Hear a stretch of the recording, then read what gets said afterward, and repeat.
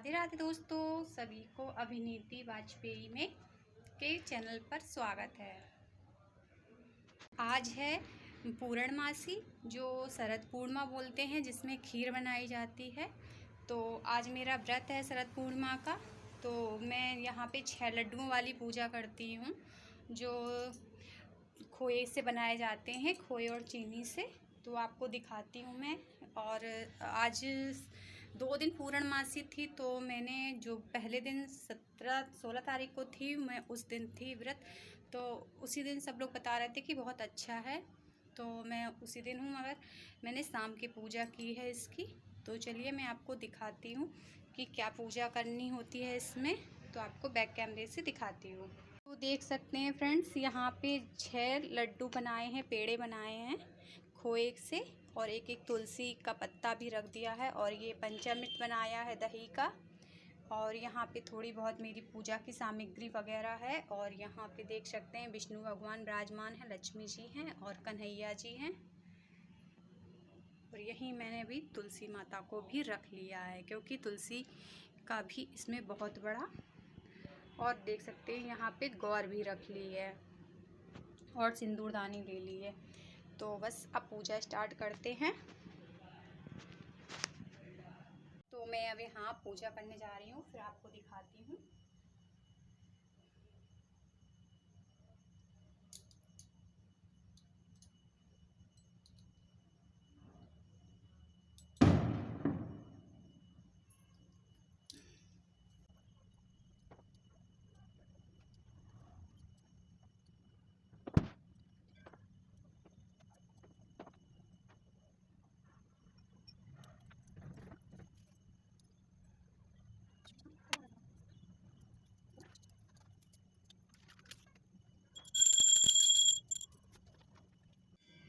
तो यहाँ देख सकते हैं आप लोगों को थोड़ी बहुत मंदिर के घंटे की आवाज़ भी सुनाई देगी। तो कितना अच्छा होता है जब आप घर में पूजा कर रहे हो और मंदिर में भी घंटे की ध्वनि सुनाई देने लगे। तो यहाँ पे पूजा वगैरह लगभग हो चुकी है। तो बस मैं अभी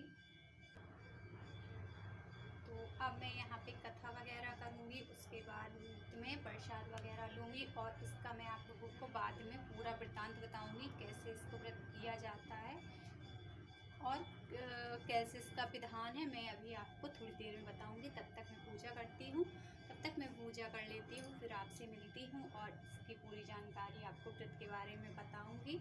तो बने रहिए मेरे साथ। तो अभी मैं पूजा कर लेती हूँ, फिर आपसे मिलती हूँ थोड़ी देर में।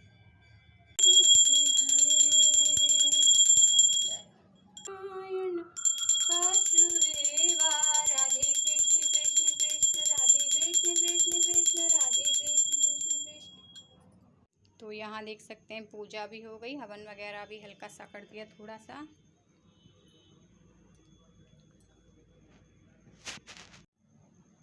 तो यहाँ पे मेरी पूजा वगैरह सब हो गई है।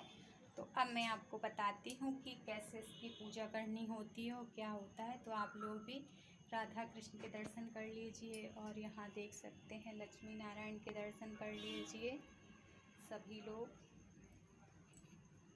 और चंद्रमा को अर्घ देने जाएंगे। तो बस पूजा हो चुकी है। अब मैं आपको वृत्तांत बताती हूँ कैसे करना है।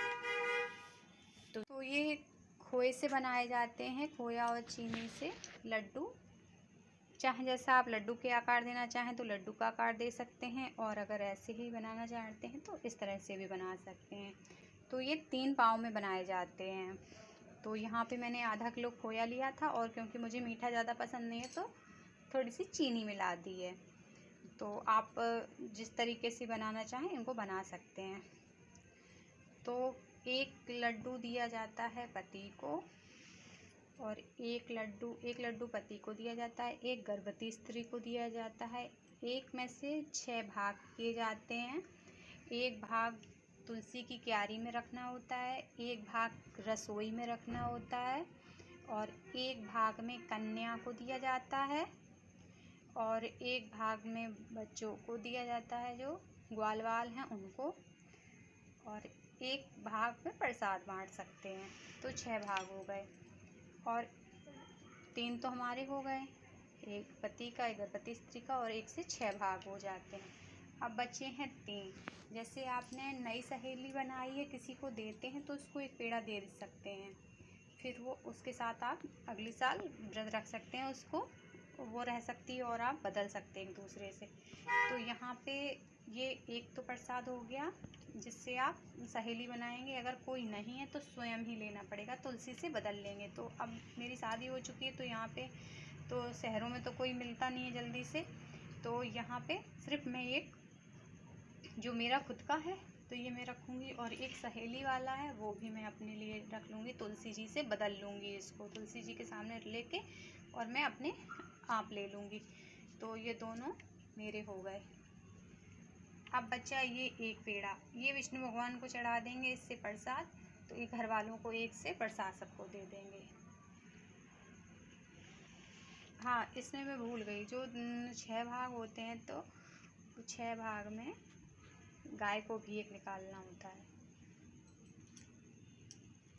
और 1 भाग गाय को देना है। अब जैसे गर्भवती स्त्री, मुझको पिछली बार तो मेरे यहाँ जो रेंट पे रहती थी उनको मैंने दे दिया था तो वो उन्होंने ले लिया था, मगर शहरों में तो अभी यहाँ तो अभी मोहल्ले में तो अभी तो मालूम नहीं है कौन है प्रेग्नेंट, नहीं है मालूम नहीं है, बट अब नहीं है कोई और नहीं भी लेता है तो ऐसे किसी को दे भी नहीं सकते ना किसी के बिना उससे। तो अगर आपको ना मिले तो आप गाय को खिला सकते हैं। तो बस मैं अभी गाय को ही खिला दूँगी आज।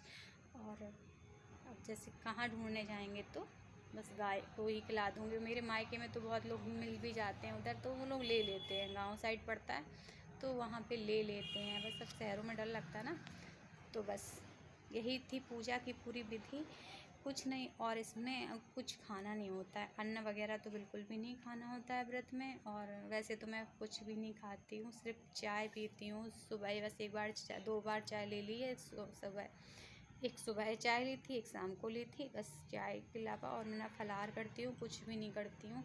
अब बस थोड़ा जो प्रसाद है वो खाऊंगी और हो सकता है गिलास दूध ले लूँगी, बस हो गया व्रत मेरा। तो अभी जाके सिर्फ चंद्रमा को अर्घ देना होता है रात में, पूजा हो चुकी है। वैसे तो पूजा ये हम लोग दोपहर में ही ख़त्म कर लेते हैं, मगर इस बार 2 पूर्णमासी पड़ी हैं तो शाम को ही पूर्णमासी आई थी तो मैंने शाम को ही पूजा की है। कल वैसे 5 बजे तक ख़त्म हो जाएगी तो फिर कोई इसका मतलब भी नहीं था पूजा का। और खीर भी बना के रख दी है, तो आज खीर का भी महत्व होता है तो बस खीर बना के रख दी है। चंद्रमा अभी आंगन में रख देंगे जाल के नीचे, तो थोड़ी बहुत रोशनी आएगी फिर ढक के रख देंगे। तो आप लोगों को शरद पूर्णिमा की बहुत बहुत शुभकामनाएं। और आप लोगों को पूजा अच्छी लगी हो मेरी तो एक लाइक और कमेंट ज़रूर करके बताएं। और इसी तरह मैं अपने जो पूजा पाठ संबंधी ब्लॉग हैं आपको लेके आती रहूँगी, और जो स्किन केयर है वो भी आपके लिए लेके आती रहूँगी। तो बने रहिए आप लोग। और अगर आप लोग भी इस पूजा को करना चाहें तो आप भी कर सकते हैं, तो कमेंट करके मुझसे पूछ भी सकते हैं पूजा के बारे में। फिर मिलते हैं एक और ब्लॉग के साथ, तब तक के लिए राधे राधे।